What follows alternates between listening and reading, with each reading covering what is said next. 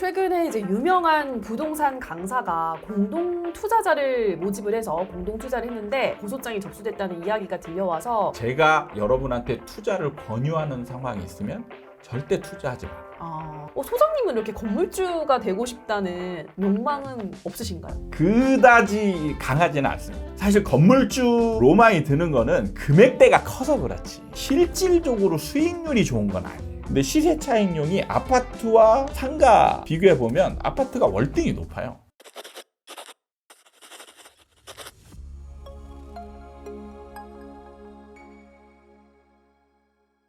반갑습니다. 아파트 사이클 연구소 소장 이현철입니다. 김나은입니다. 자, 오늘은요, 최근에 이제 유명한 부동산 강사가 공동 투자자를 모집을 해서 공동 투자를 했는데 약속한 수익금은 물론이고 원금조차 돌려주지 못해서 이 많은 투자자들로부터 이제 고소장이 접수됐다는 이야기가 들려와서 오늘 이 공동 투자에 대한 이야기를 좀 해보려고 합니다. 소장님, 유독 뭐 아주 흔하지는 않지만 이렇게 부동산 쪽에서는 공동 투자를 하는 경우도 이렇게 종종 보이는 것 같아요. 네. 사람들이 왜 이렇게 공동 투자를 좀 하려고 하는 걸까요? 제가 볼 때는 경매 쪽에서 많이 그런 현상이 보이거든요. 네. 경매 공부하는 사람들, 이런 사람들이 나중에 공동 투자를 했다더라 이런 얘기들이 이제 많이 들리는데 크게 보면 한 두 가지 정도로 이제 나눠볼 수가 있겠는데, 첫 번째는 막상 경매 공부를 하고 보니 처음에 들어올 때의 마음과 현실이 다르다는 거를 인지하는 거죠. 어떻게 다른가요?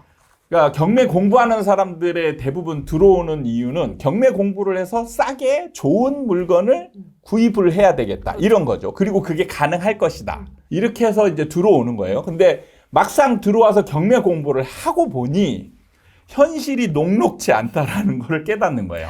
생각보다 싸게 낙찰이 안 되는군요. 그렇죠. 생각보다 좋은 물건도 없고 기회도 별로 없고 경쟁자들은 너무 많고 그리고 공부 시간도 너무 길고 하다 보니까 일종의 현타가 오는 거죠. 근데 문제는 사람들의 그 매몰 비용에 굉장히 민감한 부분이 있어요. 그러니까 여기에 사실 비용이 많이 들어간 건 아니지만 경매 공부를 시작했으면 일단 학원비 들어가고 내 공부하는 시간, 노력, 그리고 경매 이제 입찰하고 떨어지고 하는 그 시간과 노력, 이런 것들이 매몰 비용이 되는 거거든요. 결과가 안 나오면 다 이게 사실 허사잖아요. 물거품이 돼버리는.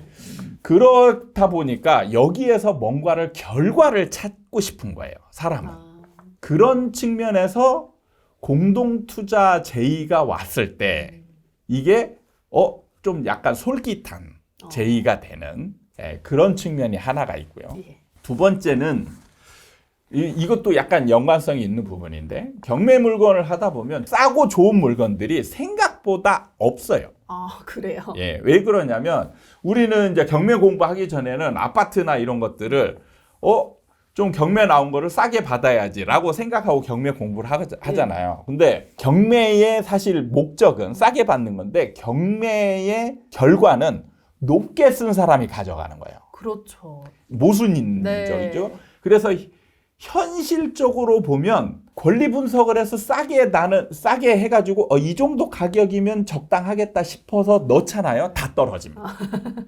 너무 경쟁자가 많군요. 그렇죠. 경쟁자들이 와서, 심지어는 제가 현장에서 많이 보고 느끼고 하는 거는 경매 공부 안 한 사람들이 와서 경매 시장에 와요.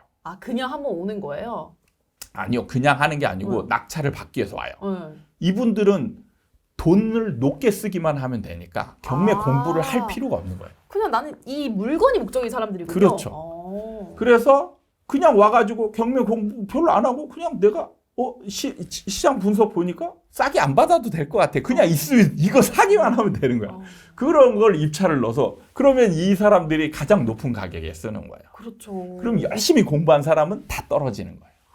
그러니까 생각보다 소장님 말씀하신 대로 싸게 좋은 물건을 가져가려고 경매를 하는 건데 그렇게 할 수 있는 확률은 굉장히 드문 거군요. 그렇죠. 그러다 보니까 경매 시장에서 좋은 물건이 없는 거예요. 근데 가끔 좋은 물건이 나와요. 좋은 물건이라 여겨지는 게 나오는데 이게 이제 문제는 덩치가 커요. 금액이 높아서. 그렇죠. 뭐 예를 들면 상가 통건물 막 이런 것들이 이제 완전 물리적으로 무너지는 게 아니고 그 안에 내부적으로 문제들이 생겨서 예, 썩고 해가지고 뭐 예를 들어 100억짜리인데 한 20억에 살 수 있다. 뭐 이런 것들이 오는데 네. 사실 개인 입장에서는 이런 게 아무리 좋은 물건이어도 이런 거 살 수가 없잖아요.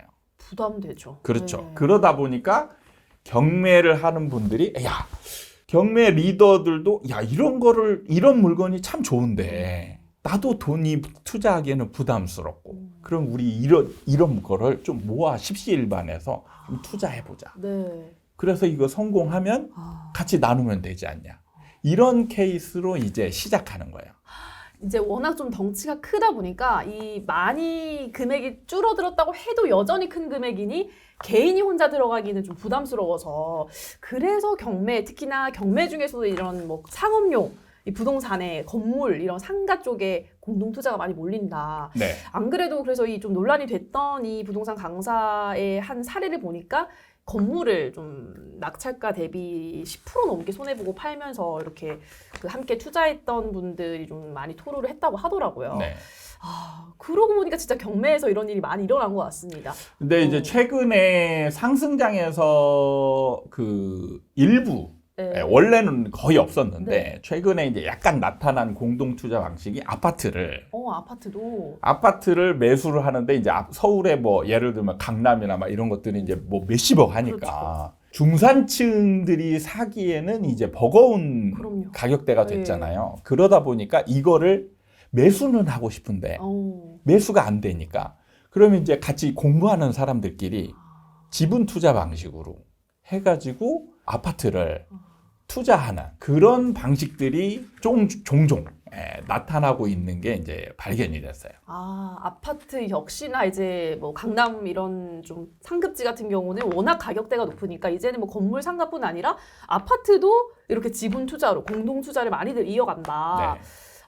그러네요. 저도 그런 얘기들 좀 많이 들어봤던 것 같은데 근데 이제 이 공동 투자가 그렇게 해서 항상 잘 되면야 너무너무 좋지만은 이제 안 그런 경우가 많으니까 이런 문제가 되는 소식들이 들려오는 것 같은데 네. 어떤 문제점이 있을까요? 공동 투자는? 부동산의 공동 투자는 네. 성공 확률보다 실패 확률이 훨씬 높습니다. 훨씬. 네, 훨씬 높아요. 왜 그럴까요? 처음에 좋은 마음으로 같이 했을 그러니까 텐데. 부동산의 특징을 모르고 하기 때문에 그래요. 변수가 너무 많습니다. 변수가 너무 많고 문제는 세금도 많아요. 우리가 기대한 수익률을 이런 비용을 들이고 하기에는 너무 많은 비용과 세금이 지출이 되고 그 다음에 이제 거래가 별로 없어요. 예를 들어 다른 자산에 비하면 네. 비트코인이나 주식이나 뭐 이런 것과 비교하면 거래 자체가 별로 없어요. 황금성이 빠르지 그렇죠. 않으니까. 황금성이 약한 물건이에요. 그리고 특히 이제 많은 사람들이 공동 투자하는 게 이제 수익형 자산이거든요. 근데 수익형 자산의 문제는 임차인들의 상태가 어떠냐에 따라서 이 수익이 천차만별이 되는 거예요. 근데 이 변수는 거의 제어가 어렵고 예측도 어려운 그런 변수에 속해요. 근데 그걸 잘 모르고 이런 경험을 많지 않은 사람들이 그냥 확신을 가지고 그 시장의 전체의 어떤 변수나 파이나 이런 것들을 생각하지 못한 채 한두 번의 성공 사례를 가지고 이제 일반화시키는 그러한 걸 통해서 이제 이런 공동 투자 방식이 나타나는 거죠. 결국에는 이런 거는 무조건 출구 전략이 있어야 되거든요. 매도를 해야 돼요. 수익을 나눠주려고. 그렇죠. 근데 이게 거의 계획대로 안 되는 경우들이 굉장히 많습니다. 워낙 이 변수가 많다 보니까 나 혼자 투자했을 때는 그냥 뭐 파는 시기도 뭐 파는 가격도 내 마음대로 정하면 되지만 이게 공동 투자가 되다 보면은 사람들이 많으니까 이거를 합의점을 찾아낸다는 게 워낙 변수가 많은 시장에서 이거는 정말 어렵기 때문에 그래서 공동 투자는 실패할 확률이 훨씬 높다라고 말씀하시는 거네요. 일단 이제 그 사람들의 합의에 네. 대해서도 얘기를 하셨는데 제가 친구들이 7명인가 친구들이 7명? 제주도에다가 네. 옛날에 이제 제주도가 그 중국인들로 인해서 한참 폭발적으로 네. 상승한 적이 있었잖아요. 그 전에 그냥 순수한 목적으로 투자가 아니고 제주도에 여행을 이제 우리가 가끔씩 가잖아요. 네. 그럴 때 이제 숙박이라든지 이런 문제들을 해결하기 어려우니까 친구들끼리 모여가지고 아파트를 하나 샀어요. 괜찮네요. 아파트를 네. 24평짜리 아파트를 사서 네. 여기에서 에어비앤비 식으로 각기 돌아가면서 거기서 그냥 공짜로 묵어 가는 네. 개념으로 이제 쓰려고 공동 투자를 한 거예요. 그리고 그때 당시 아파트가 되게 쌌어요. 그래요. 5천만 원이 안 됐습니다. 5천만 원이 안 되는 가격에 네, 네. 24평이요? 네. 그렇게 해서 샀어요. 그래가지고 이제 여행으로 이제 잘 활용을 하고 있다가 갑자기 부동산 난리가 났잖아요. 붐이 생기면. 네, 그래가지고 이게 거의 한 3억 가까이 올라간 거예요. 근데 문제는 이때부터 터진 거예요. 3억 가까이 올라가니까 이제 의견이 달라지는 상황이 이제 발생을 한 겁니다. 7명 중에 한 3명 정도가 이제 팔자. 팔자. 근데 나머지 4사람은 아니다. 더 올라갈 것 같다. 더 올라갈 것 같다. 안 판다. 네. 그래서 이게 합의가 안 되는 거예요. 둘도 힘든데 네. 7명은 너무 힘들 것 같은데요. 합의가 안 되니까. 네. 그럼 우리 3명이 빠질 테니까 우리 돈을 줘라. 그래, 나름대로 합리적이잖아요. 합리적인 것 같은데요? 4명이 그래, 줄 수는 있는데 지금 시세로 줄 수는 없다. 왜? 그럼 어떤 시세로? 처음에 매수했을 때 처음 시세로? 매수했던 가격이 잠깐 이러면 말이 달라지죠. 이렇게 되다 보니까 결국에는 이 3사람도 못 빠지고 결국에는 그냥 들고 가는 상황으로 됐죠. 됐는데 문제는 이제 제주도 가격이 떨어졌잖아요. 어떡하죠? 3억에서 이제 떨어진단 네. 말이에요. 그래서 지금 뭐 한 1억 얼마까지 이제 떨어지는 상황이 됐는데 여기서 이제 3억에 빠져나오겠다라고 한 사람들은 진짜 열받을 거 아니에요. 지금 살짝 감정이 발발했어요. 이러면서 이제 싸움이 시작돼서 거의 이제 원수지간처럼 된 거예요. 그렇게 친했던 친구들이. 그렇죠. 아유, 그러니까 이거는 이제 이 물건은 해결이 안 됩니다. 이렇게 되면. 그렇죠. 원래 목적인 것도 수행하기가 어렵게 되고, 왜냐 철천지 원수가 됐으니까 그렇죠. 이제 뭐 그 물건에 뭐 이렇게 사용하고 싶겠어요. 연락을 하기도 민망하고. 그 다음에 빠져나오려고 해도 동의가 다 돼야 빠져나오잖아요. 그렇죠. 누가 돈을 줘야 되는데 매도도 안 되고 누가 돈도 안 주고 빠져나올 수도 없고. 그러니까 그냥 묶여 있는 상황이에요. 사실 결과적으로 보면 올랐으니까 좋다라고 얘기할 수 있겠지만 현실적으로 보면 좋은 게 하나도 없는 거예요. 부동산의 이제 문제점이 이런 거예요. 합의가 쉽지 않다. 그러네요. 사실 혼자서 결정하기도 굉장히 워낙 좀 덩치가 큰 게 부동산이다 보니까 힘든데 왔다 갔다 어제 마음과 내일 마음이 달라지는 게 약간 부동산인데 이게 뭐 한두 명도 아니고 특히나 7명이었으면 더더욱 진짜 쉽지가 않네요. 그렇죠. 근데 이게 공동투자 방식이 모르는 사람들이 하는 거잖아요. 모르는 사람들의 합의 과정이 과연 쉬울까?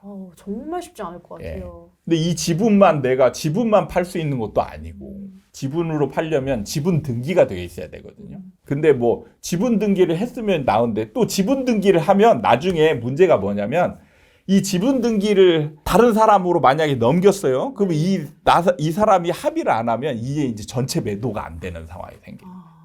그러니까 출구 전략이 안 나오는 거예요. 그런 상황들이 닥치기 때문에 대부분의 부동산 공동 투자는 다 실패로 끝납니다. 성공 사례는 없나요? 사실 성공 사례로 꼽기가 아마 있긴 있을 겁니다. 지금 제가 누구라고 말씀드리지는 않는데 이렇게 하려면 뭐가 있어야 되냐면 리딩하는 사람이 정말 잘해야 돼요. 이거를 이제 계획하고 실행하는 사람들. 나머지는 돈만 투자하고 모든 계획이나 절차를 아는 사람이 진행을 하는 거죠.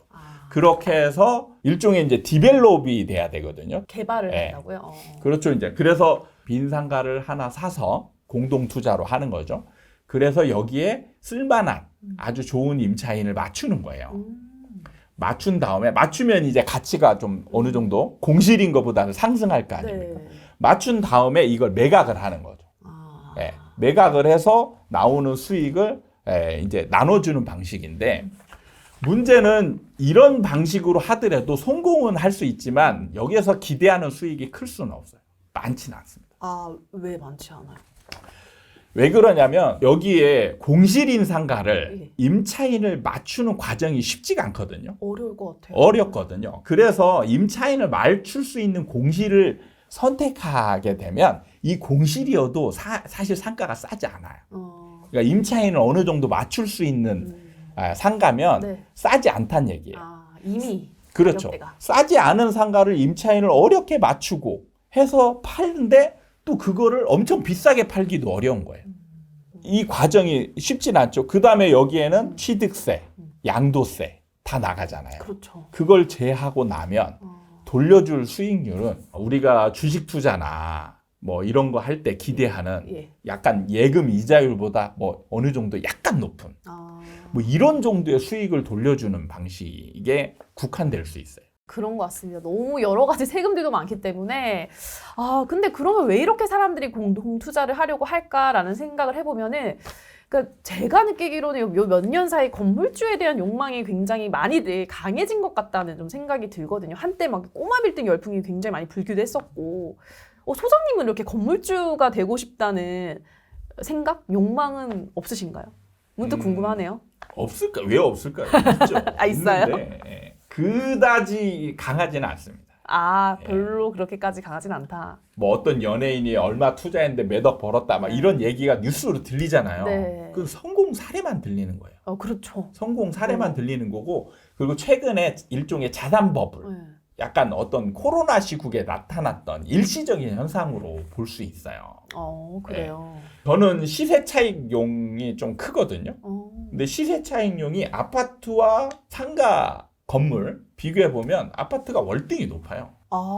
시세 차익만 생각을 했을 네, 때는? 맞습니다. 그래요? 그러니까 사실 건물주 이 로망이 드는 거는 금액대가 커서 그렇지 실질적으로 수익률이 좋은 건 아니에요. 그러면 오히려 예를 들어서 몇십억이 있다. 그러면 내가 건물을 살 수도 있고 어떤 뭐 상급지 아파트를 살 수도 있다라고 했을 때는 차라리 아파트가 훨씬 낫다는. 그렇죠. 당연하죠. 저는 아파트를 사는 게 낫고 그 다음에 이제 건물은 안에 임차인들이 한두 명이 아니잖아요. 그럼 이 안에서 나타나는 여러 가지 갈등, 문제 이런 것들을 건물주가 다 해결해야 돼요. 그렇겠네요. 생각해보니까 앞서 이제 저희가 비교해봤던 그 몇십억이 있으면 건물이냐 아파트냐 했을 때 이 건물에는 여러 명의 임차인이 있는 거고 아파트는 보통 몇십억이라 해봐야 뭐 한 명의 임차인이 들어오니까. 그렇죠. 한 명이죠. 전세 들어가 보세요. 관리할 필요가 없죠. 신경 쓸 게 없어요. 깔끔하게 잘 또 사용하고 가시면 그렇죠. 그죠. 어떤 비용. 그리고 뭐 난리 치고 갔다. 그러면 딱 봐서 보증금에서 까면 됩니다. 간단해요. 간단해요. 이런 사정을 저는 이제 다 겪어보고 들어보고 했기 때문에 가장 편안하게 돈을 많이 벌 수 있는 방식이 뭐냐? 바로 아파트예요. 괜히 아파트. 역시 아파트네요. 그렇죠. 네. 그러니까 저는 건물주 같은 경우는 그냥 돈이 남아서 정말 성공해가지고 몇백억이 생겼어요. 그러면은 그거를 아파트를 아무리 강남 걸 산다고 해도 수십 채를 막 사는 거는 그렇죠. 좀 오바잖아요. 네. 그럴 때 이제 그냥 건물 하나 좀 사놓고 관리 맡기고 할 수 있는 꼬마 빌딩이 아니고 건물을 할 수 있는 그런 정도면 뭐 나쁘지 않을 수 있죠. 그런 것들은 관리도 잘 되고 그렇죠. 관리인 둬서 어차피 월급 주고 하면 되니까 그런 거 아니면 여러분이 생각하는 로망과 현실이 괴리가 크다. 그렇네요. 그래서 그런 말 있잖아요. 건물 앞에서 주차 이렇게 안내해 주시거나 이렇게 청소하시는 분들이 건물주가 많다고. 맞아요. 실제로 그래요. 네. 그렇군요. 현실은 참 녹록지가 않다라는 생각이 드네요. 알겠습니다. 근데 어쨌든 여전히 뭐 이런 논란거리가 되는 걸 보니까 뭐 이렇게 소액 투자자들을 모집을 해서 공동 투자를 하게끔 뭐 유인하는 이런 행각들이 좀 계속 벌어지는 것 같아요. 네. 어떻게 보면 좀 뭐 사기라고 다 모두 다 사기라고 단정질 수는 없지만 어쨌든 사기가 일어나니까 이런 걸 우리가 안 걸릴 수 있는 사기에 안 당할 수 있는 어떤 그런 방법, 비법 이런 게 있을까요, 소장님? 사실은 이런 거를 원리적으로 좀 어떤 시장 상품에 그리고 이 상품이 속해 있는 시장의 원리에 대해서 알고 있어야 되는데 모르는 채 우리는 보통 일반인들은 사람을 믿고 가거든요. 예, 맞아요. 그런 것 같아요. 그게 이제 가장 위험한 방식이에요. 사람을 믿지 마. 사람을 믿고 가는. 그래서 저도 이제 유튜브를 찍었었잖아요. 제가 뭔가 여러분한테 투자를 권유하는 상황이 있으면 절대 투자하지 마라. 나도 믿지 마라. 그렇죠. 나를 믿는 게 아니고 저를 통해서 시장의 원리를 공부하는 걸 하는 거예요. 그래서 여러분들은 시장의 원리와 그 상품에 대해서 잘 알고 있으면 여기에서 수익과 손실에 대한 대략적인 감이 오게 됩니다. 그런 상황에서 이거는 이 사람이 이렇게 운영을 했을 때 수익이 어느 정도 나겠구나. 내가 가늠이 돼야 되는 거죠. 근데 그걸 모르는 채 그 사람이 어떤 유명한 사람이나 리더가 얘기하는 눈에 막 이렇게 팍 선하게 밟히는 수익률 막 이런 걸로 딱 현혹을 했을 때 그냥 그거에 쉽게 넘어가게 되면 그 사람은 거의 당할 수밖에 없다. 워낙 이제 또 이런 것들은 아무래도 유명세를 이용한 모집이 많다 보니까 그렇다고 한들 절대로 사람을 믿지 마라. 소장님이 나도 믿지 마라라고 말씀하시기 저를 믿으면 안 때문에. 됩니다. 저를 믿으면 안 돼요. 정말 투자를 한다. 그러면은 문제점들이 있잖아요. 합의 도출이 어렵고 나 혼자 빠져나오는 게 어려운. 그러면 이제 이런 게 해소되는 방식이 있느냐? 있긴 있어요. 어떻게? 이제 부동산 리츠라는 게 있습니다. 들어온 것 같습니다. 그러니까 뭐 증권사나 은행에서 운용하는 방식의 이제 투자 방식인데 뭐 큰 건물, 큰 상가 건물이나 사무실 건물 같은 걸 사서 여기에 임대를 맞추고 거기서 나오는 수익들 이것들을 이제 공동 투자자한테 일정 배당 방식으로 돌려주는 이런 것들은 개인들 간에 하는 투자 방식에 보다는 안정성이 확보된다고는 할 수 있죠. 이미 이제 자본 시장에서 인정을 받은 상품이기 때문에 그런 거는 괜찮다. 근데 저는 개인적으로 이 방식도 추천하지는 않습니다. 그런가요? 왜냐하면 생각보다 수익률이 너무 낮아요. 그러니까 이걸 굳이 이 방식을 통하지 않고 다른 안정적인 투자 방법은 정말 많거든요. 그리고 그 정도의 수익률을 얻을 수 있는 투자 방법은 너무 많아요. 오늘 이제 소장님 얘기를 쭉 들어보니까 뭐 이런 공동 투자 이렇게 머리 아프게 할 생각은 말고 그냥 아파트 잘 투자하자 뭔가 이렇게 좀 결론이 나는 것 같습니다. 좋습니다. 오늘은 공동 투자에 오늘 또 소식이 들려왔기 때문에 문제가 되는 소식이 관련해서 여러 가지 문제점, 뭐 사례들, 대응법까지 소장님과 함께 이야기를 나눠봤습니다. 저희는 다음 시간에도 알찬 정보 가지고 돌아오도록 할게요. 여러분 구독과 좋아요, 알림 설정까지 부탁드립니다. 감사합니다. 감사합니다.